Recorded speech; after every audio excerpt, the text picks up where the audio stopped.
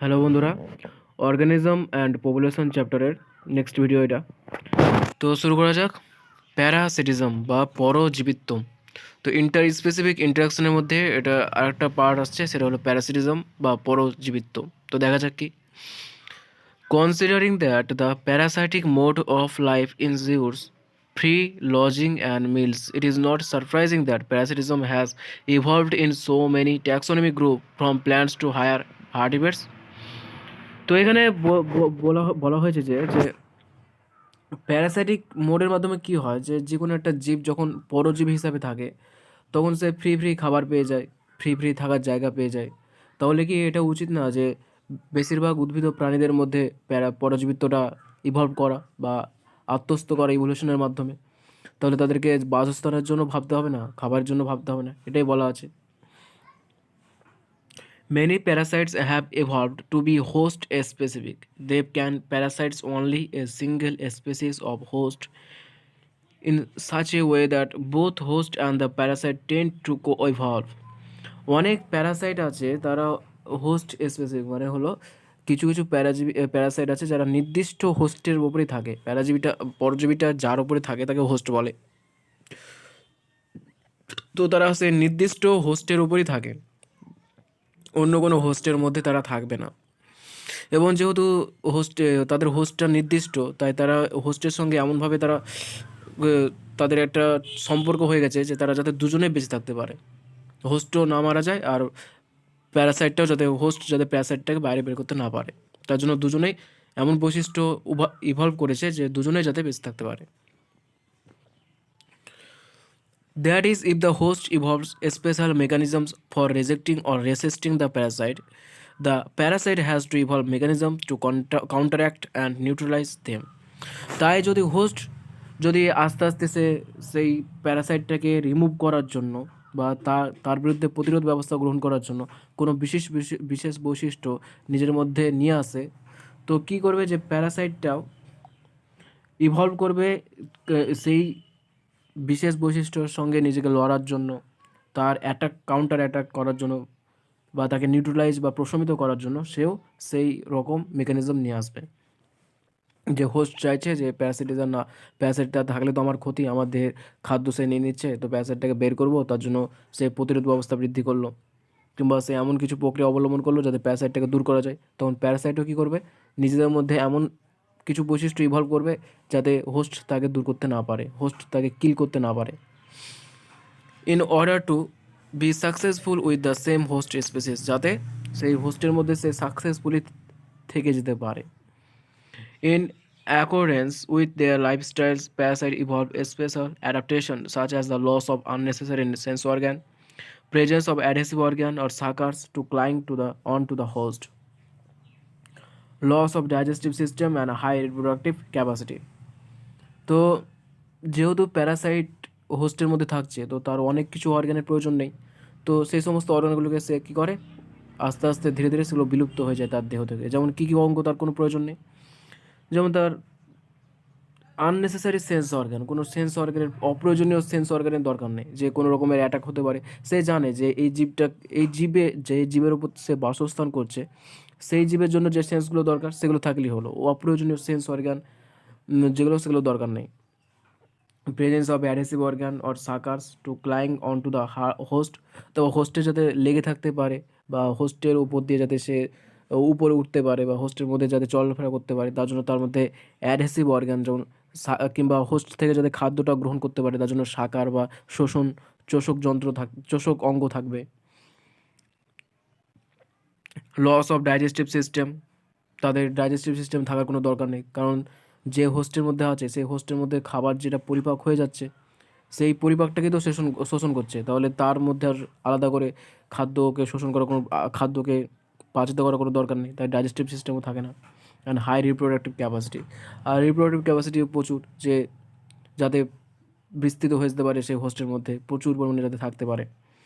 The life cycle of parasites are often complex, involving one or two intermediate hosts or vectors to facilitate parasitization of its primary host.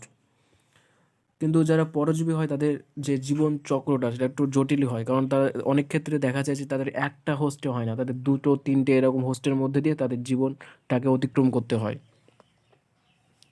কিংবা ভেক্টরের মধ্যে দিয়ে অতিক্রম করতে হয়। তার জন্য এর যে লাইফ সাইকেল সেটা কিন্তু সিম্পল হয় না। The life cycle of parasite are often complex হলো the human liver fluke, a nematode parasite depends on two intermediate host, a snail and a fish to complete its life cycle. যেমন এখানে বলা আছে একটা example হিসাবে যে human liver fluke, যে মানুষের যে যকৃৎ সেখানে এক ধরনের প্যারাসাইট আছে যেটা নিমাটোড অন্তর্ভুক্ত, যে প্রাণীর জগতের যে শ্রেণীবিন্যাস সেখানে নিমাটোডের মধ্যে অন্তর্ভুক্ত। তো এটা আবার দুটো আন্তর্বর্তী হোস্ট আছে মানুষের মধ্যে থাকছে, তার তার জীবনচক্রকে সম্পূর্ণ করার জন্য আরও দুটো হোস্ট লাগে, একটা হচ্ছে স্নেল বা শামুক, আর একটা হচ্ছে ফিশ মাছ, to complete its life cycle. তাহলে হিউম্যান লিভার ফ্লুকের মধ্যে দুটো আরও ইন্টারমিডিয়েট লাইফের মধ্যে দিয়ে তাকে থাকতে হয়। একটা হচ্ছে শামুকের মধ্যেও তাকে কিছুটা জীবন অতিবাহিত করতে হয়, মাছের মধ্যেও কিছুটা জীবন অতিবাহিত করতে হয়, তাই এদের জীবনচক্রটা অত্যন্ত complex. The malarial Parasite needs a vector to spread to other host. তো হোস্টে যে লাগে তাও না, অনেক ক্ষেত্রে আবার ভেক্টরও লাগে, যেমন এই যে মশা যেটা বাহিত হয়। তো ম্যালেরিয়া প্যারাসাইট যেটা আছে, ম্যালেরিয়া প্যারাসাইট প্রোটোজোয়া যেটা আছে, ফ্যালসিভেরাম, তারপর ওই যে ম্যালিগন্যান্ট ম্যালেরিয়া সৃষ্টি করে ফ্যালসিভেরাম। এই যে প্রোটোজোয়াটা আছে সেটা ভেক্টর কি মস্কুইটো, মাছের মধ্যে এই মশার মাধ্যমে বাহিত হয়, তো মশা এখানে ভেক্টর হিসেবে কাজ করছে। Majority of the parasite harm the host. They may reduce the survival, growth, and reproduction of the host and reduce its population density. বেশিরভাগই যারা পরজীবী হিসাবে থাকে তারা কিন্তু হোস্টের ক্ষতি করে, যে দেহের উপর তারা আছে তার কিন্তু ক্ষতি করে। কী করে, কীভাবে তারা ক্ষতি করে? তারা তাদের সারভাইভাল, যে বেঁচে থাকার যে সেটাকে কমিয়ে দেয়, অনেকের ক্ষেত্রে মেরে ফেলে। গ্রোথ, তার বৃদ্ধিটাকে বিলম্বিত করে দেয় যে হোস্টের মধ্যে আছে, যেহেতু তাদের থেকে খাদ্য নিয়ে নিচ্ছে। And reproduction of the host, অনেক ক্ষেত্রে হোস্টের যে রিপ্রোডাকশন ক্ষমতা, জনন করার ক্ষমতা, সেটাকেও বিলুপ্ত করে দেয়, ধ্বংস করে দেয়। And reduce it's population density, এবং যখন তার সারভাইভ কমে যাবে, রিপ্রোডাকশন অ্যাবিলিটি কমে যাবে, তখন অটোমেটিক তার যে পপুলেশনের ডেন্সিটি, যে জনঘনত্ব, সেটা কমে যাবে। They might render the host more vulnerable to predation by making it physically weak. তাছাড়া প্যারাসাইট থাকার ফলে কী হয়, যে প্যারাসাইট থাকার ফলে যে দেহটাকে দুর্বল করে দেয়, ফলে অন্যান্য যে প্রিডেটার্স আছে বা শিকারি আছে, যেটা আগেই বললাম, শিকারিগুলো সহজে অ্যাটাক করতে পারবে। যে হয়তো হরিণের মধ্যে কোনো প্যারাসাইট আছে এবং হরিণকে দুর্বল করে দিয়েছে, তার ফলে কি হরিণের শক্তি কমে যাবে, হরিণ ভালোভাবে দৌড়াতে পারবে না, তখন কি বাঘ তাকে সহজে ধরে নেবে, বাঘ তাকে খেয়ে নেবে সহজে। Do you believe that an ideal parasite should be able to thrive within the host without harming it? Then why did not natural selection lead to the evolution of such totally harmless parasite? যেখানে বলছে যে এমনটাও তো হতে পারে যে Parasite থাকবে, পরজীবী হোস্টের মধ্যে থাকবে কিন্তু তার কোনো ক্ষতি করবে না, এমনও তো হতে পারে। তো প্রকৃতি এটা কেন করছে না? তো এটা আমাদের এখন জানার দরকার নেই, সেটা উঁচু ক্লাসে জানবো। Parasites that feed on the external surface of the host organism are called ectoparasite. তো প্যারাসাইট আবার দুই প্রকার হয়, একটা একটোপ্যারাসাইট, একটা এন্ডোপ্যারাসাইট। একটো মানে বাইরে, এন্ডো মানে ভেতরে। যে সমস্ত প্যারাসাইট হোস্টের বাইরে থাকে তারা হচ্ছে একটো, আর যে সমস্ত প্যারাসাইট হোস্টের ভেতরে থাকে তারা হলো এন্ডো। তো Parasite that feed on the, তো যারা হোস্টের বাইরের সারফেসে থাকে এবং সেখান থেকে খাদ্য গ্রহণ করে তারা হলো ectoparasite. The most familiar example of this group are the lice on humans and ticks on dogs. এবং এর সবচেয়ে একটি গুরুত্বপূর্ণ উদাহরণ হলো কি, মানুষের মধ্যে যে উকুন থাকে চুলের ওপর, সেটা কি একটোপ্যারাসাইট, যেহেতু বাইরে থাকে। টিক্স অন ডগস, তো কুকুরের মধ্যে যে টিক্স থাকে, একটু কুকুরের মধ্যে এরকম উকুনের মতো কিছু কিছু ক্ষুদ্র অংশ ওই পোকা থাকে, এগুলো কি বাইরে বাইরে থাকে যেহেতু, তাই এগুলো হলো ectoparasite. Many marine fish are infested with ectoparasitic copepods. অনেক সামুদ্রিক মাছ আছে, তাদের মধ্যে কি কোপপডস থাকে একটোপ্যারাসাইট হিসাবে। অনেক সামুদ্রিক মাছ আছে যাদের মধ্যে একটোপ্যারাসিটিক হিসাবে কি থাকে, কোপপডস থাকে। Cuscuta, a parasitic plant that is commonly found growing on hedge plant, has lost its chlorophyll and lives in the course of evolution. তো হেজ প্ল্যান্টের উপরে কি থাকে, কাস্কুরা নামে একটা জীব পরজীবী হিসাবে থাকে। তো কাস্কুরা যেহেতু পরজীবী হিসেবে থাকছে, তার খাদ্য তৈরি করার কোনো দরকার নেই। হেজ প্ল্যান্ট যে খাদ্যটা তৈরি করছে সেটাই সে গ্রহণ করবে। তাই কাস্কুরার মধ্যে ক্লোরোফিল থাকে না, তার মধ্যে পাতা থাকে না। ইভলিউশন অভিব্যক্তি করার মাধ্যমে সে ধীরে ধীরে তার পাতা, তার ক্লোরোফিল হারিয়ে ফেলেছে, সেটাকে বিলুপ্ত হয়ে গেছে, কারণ তার দরকার নেই, সে তো প্যারাসাইট হিসেবে আছে। It derives its nutrition from the host plant which it parasite. তো এটা যে হোস্ট প্ল্যান্ট আছে বা হেজ প্ল্যান্ট আছে, তা সে থেকেই সে তার খাদ্যটাকে নিয়ে নেয়। The female mosquito is not considered A Parasite although it needs hour blood for reproduction. Female mosquito যেটা আছে অ্যানোফিলিস মসকিটো, সেটা কি সেটাকে প্যারাসাইট হিসাবে বলা হয় না। যদিও ম্যালেরিয়া যেটা আছে, ব্লাডের মধ্যে যে ম্যালেরিয়া থাকে সেগুলো এর মধ্যে দিয়ে যায়, ফিমেল মস্কিটোর মধ্যে দিয়ে যায়, কিন্তু তবুও ফিমেল মস্কিটোকে প্যারাসাইট বলা হয় না। কারণ কি?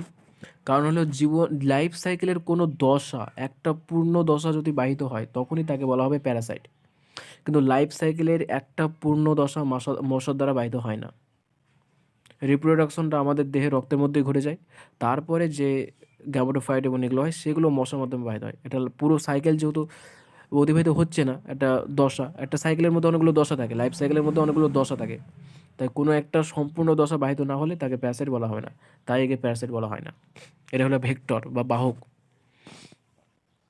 In contrast, endoparasites are those that live inside the host body at different sites, liver, kidney, lungs, red blood cell, etc. আর অন্যদিকে এন্ডোপ্যারাসাইট হলো তারা যারা কি জীবের দেহের মধ্যবর্তী স্থানে থাকে, যেমন কি লিভারে থাকে, কিডনিতে থাকে, লাংসে থাকে, রেড ব্লাড সেলে থাকে। The life cycle of endoparasite are more complex because of their extreme specialisation.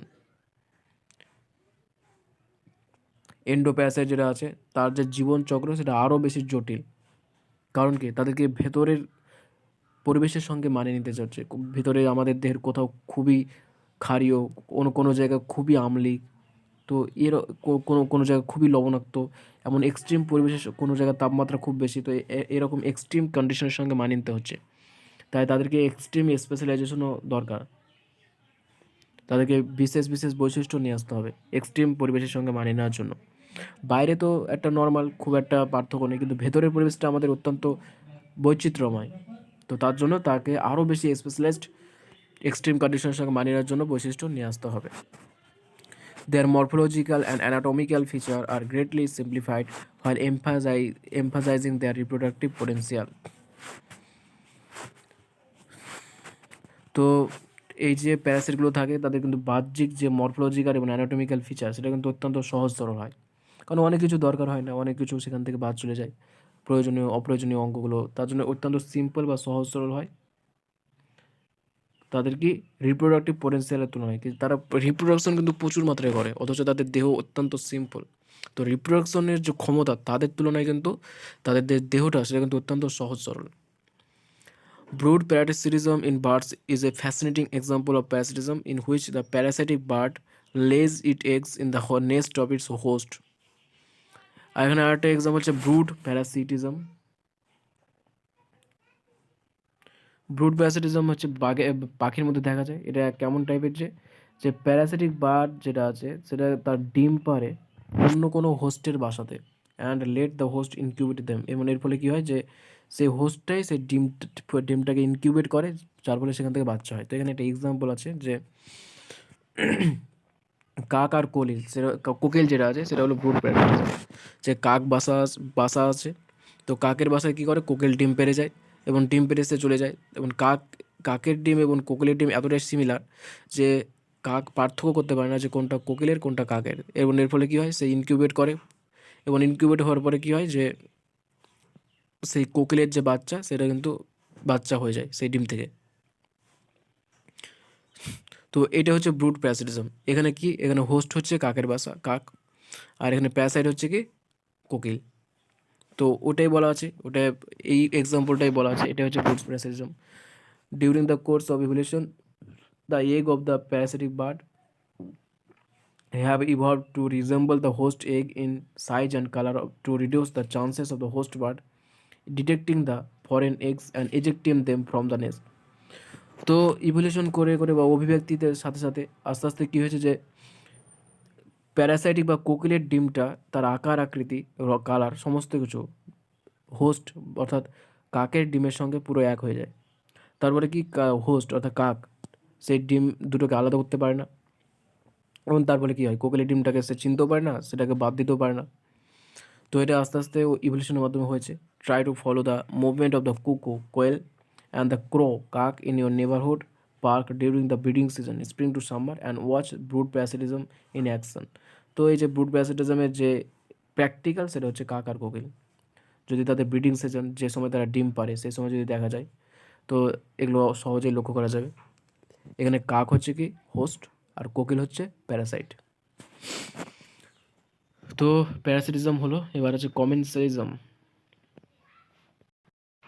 তো এবার কমেন্সালিজম হবে। আর প্যারাসাইটিজমের যে এটা কি, যে একটা উপকার হচ্ছে একটা ক্ষতি, তাই প্লাস মাইনাস। কিন্তু কমেন্সালিজমের ক্ষেত্রে কি, একটা উপকার হয় তাই প্লাস, আর অন্য যেটা আছে প্রজাতি তার কোনো উপকারও হয় না, ক্ষতিও হয় না, তাই জিরো। তাহলে প্লাস আর জিরো, এটা কমেন্সালিজম, এটা আগেই দেখেছি আমরা। তো এবার শুরু করা যাক। This is the interaction in which one species benefits and the other is neither harmed nor benefit. যেটা বললাম সেটাই, কমেন্সালিজম হচ্ছে এক ধরনের ইন্টারাকশন যেখানে একটা প্রজাতি উপকৃত হয় আর আরেকটা প্রজাতি তার উপকার ক্ষতি কিছুই হয় না। An Orchid growing as an epiphyte on a mango branch and barnacles growing on the back of A benefit while neither the mango tree nor the while derives any apparent benefit. তো এখানে দুটো example দেওয়া আছে যে কি হয়, যে আম গাছের উপর অর্চিড গ্রো করে, অর্চিড নামে একটা গাছ আছে, সেটা গ্রো করে, বৃদ্ধি পায়, এবং এর ফলে কী হয়, যে অর্চিড গাছটা উপকার পায়, সে ছায়া পেয়ে যাচ্ছে, সে একটা কী বলে অবলম্ব পেয়ে যাচ্ছে, যাকে সে ভিত্তি করে উপরে উঠতে পারে। তো এখানে এপিফাইট হিসাবে অর্চিড গাছ কী করছে, গ্রো করছে, তাই কি অর্চিড গাছের উপকার হচ্ছে।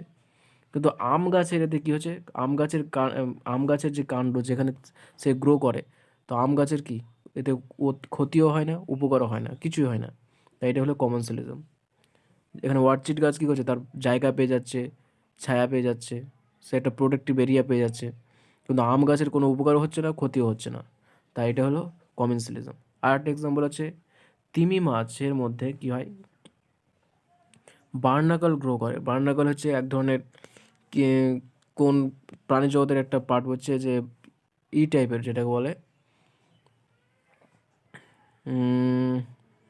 যাই হোক, একটা প্রাণী জগতের একটা আছে, ওই যে সাকিং অর্গান থাকে, নামটা মনে পড়ছে না ঠিক।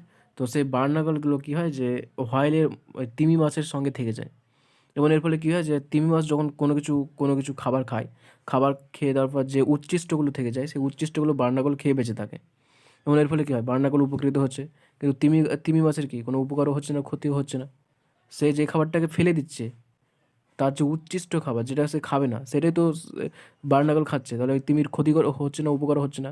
তো এটা হচ্ছে commensalism. The cattle aggregate and grazing cattle in close association, a sight you are most likely to catch if you live in farmed rural areas, is a classic example of commensalism. এখানে আরেকটা example দেওয়া আছে, যে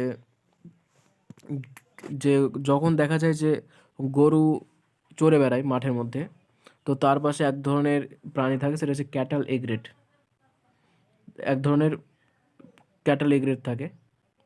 তো সেই ক্যাটাল egret কী করে, যে এক্ষেত্রে কী হয়, যে যে গবাদি পশু আছে, সেই গবাদি পশুগুলো যখন চড়ে বেড়ায়, তখন তাদের যে পা আছে, সেই পায়ের মাধ্যমে মাটিগুলোকে কী করে, তারা মাটিগুলোকে খুঁড়ে সেখান থেকে যখন তারা চলাফেরা করে, তো তাদের যে পা, তার পায়ের শক্তির ফলে কী হয়, মাটিগুলো হয়ে যায়, উঠে যায়, এবং এর ফলে কি মাটির নিচে যে সমস্ত পোকা আছে সেগুলো বাইরে বেরিয়ে যায়।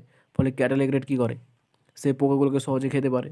এমনিতে তো তারা মাটির নিচে যে পোকা আছে সেগুলোকে খেতে পারবে না, কিন্তু ক্যাটেল বা গবাদি পশু যখন চড়ে বেড়ায়, তখন তাদের পায়ের মাধ্যমে সেই যে মাটির মধ্যে যে পোকাগুলো আছে সেগুলো বাইরে বেরিয়ে যায়। ক্যাটেল এগ্রেট খুব সহজে সেই পোকাগুলোকে খেতে পারে। ফলে কি ক্যাটেল এগ্রেটের উপকার হচ্ছে, সে সহজে পোকাগুলোকে পেয়ে যাচ্ছে, কিন্তু গরুর এতে ক্ষতিও হচ্ছে না, উপকারও হচ্ছে না, কিছুই হচ্ছে না। তাই এটা একটা commensalism. The egret always forage, ওটাই লেখা আছে, the egret always forage close to where the cattle are grazing, যেখানে গবাদি পশুগুলো চড়ে বেড়ায় সেখানেই এগ্রেটগুলো ঘুরে বেড়ায়। কারণটাকে, because the cattle as they move stir up and flush out insect from the vegetation that otherwise might be difficult for the egrets to find and catch. যে যখন তারা চলাফেরা করে, তখন তারা মাটিটাকে স্টেয়ার আউট, মাটিটিকে উপরে উঠে দেয়, অ্যান্ড ফ্লাশ আউট ইনসেক্ট, এবং সেখান থেকে পোকাগুলোকে বাইরে বাইরে বের করে দেয়। That vegetation that otherwise be difficult to A grade two find and can, যেটা এ গ্রেডের পক্ষে যেটা অত্যন্ত কষ্টসাধ্য এবং অসম্ভব প্রায় ছিল। Another example of commensalism is the interaction between sea anemone that has stinging tentacles and the clownfish that live amongst them. তো আর একটা এক্সাম্পল হচ্ছে যে সি অ্যানিমনি এবং ক্লাউন ফিশের মধ্যে, যে সি অ্যানিমনি থাকে একটা সামুদ্রিক মাছ, তার মধ্যে কি থাকে, ক্লাউন ফিশ থাকে। ক্লাউন ফিশ তার চারপাশে ঘুরে বেড়ায়। The fish get protection from predators which stay away from the stinging tentacles. তো যখন এই যে সি অ্যানিমনি কি নিউম্যাটোডের মধ্যে পড়ছে, তো তার মধ্যে টেন্টাকলস আছে, তো এবং টেন্টাকলসের পেছনে এই যে ক্লাউন ফিশ আছে সেগুলো লুকিয়ে থাকে। এই ক্লাউন ফিশগুলো লুকিয়ে থাকে, এর ফলে কি অন্য কোনো জীব এই ক্লাউন ফিশদেরকে অ্যাটাক করতে পারে না, ফলে ক্লাউন ফিশগুলো কি প্রোটেকশন পায়। কিন্তু সি অ্যানিমনির এতে উপকার ক্ষতির কিছু হচ্ছে না, তাই এটা হচ্ছে কমেন্সালিজম। এই যে ক্লাউন ফিশ, যে নিমো নামে একটা সিনেমা আছে হলিউডের, তো সেই সিনেমাতে এই ক্লাউন ফিশগুলোকে দেখা যাবে যে টেন্টাকলসের পেছনে আছে। সেই সিনেমাটা অত্যন্ত ভালো, ছোটোতে দেখেছিলাম। নিমো না কি একটা নাম, নিমো নাম আছে, সেই সিনেমাতেই আছে এগুলো। সেই সিনেমাটা দেখলে যে অ্যানিম্যাল কিংডম আছে, সেই অ্যানিম্যাল কিংডমটা বুঝতে কিন্তু অনেক সুবিধা হবে। দ্য ফিশ গেট প্রোটেকশন দেখলাম। The anemone does not appear to derive any benefit by hosting the clown fish. Clown fish থাকার ফলে কিন্তু অ্যানিমনি কোনো উপকারও হচ্ছে না, ক্ষতিও হচ্ছে না, কিন্তু ক্লাউন ফিশ কি প্রোটেকশন পেয়ে যাচ্ছে। যে নিমোটা থাকবে এই যে নিমো সিনেমাটাতে, সেই নিমোটা কিন্তু একটা ক্লাউন ফিশ। তো এটা ছিল কমেন্সালিজম। তো এই ভিডিওটা এত দূরই। নেক্সট ভিডিওতে লাস্ট পার্ট আছে মিউচুয়ালিজম, সেটা পড়ানো হবে। তো ভিডিওটি যদি কিছুটা উপকার করে থাকে তো অবশ্যই ভিডিওটিকে লাইক করো, কমেন্ট করো আর শেয়ার করো বন্ধুদের মধ্যে, যাতে তারা উপকৃত হতে পারে। আর চ্যানেলটিকে সাবস্ক্রাইব করো, চ্যানেলটির সঙ্গে জুড়ে থাকো। আর ধন্যবাদ তোমাদের সবাইকে ভিডিওটি দেখার জন্য।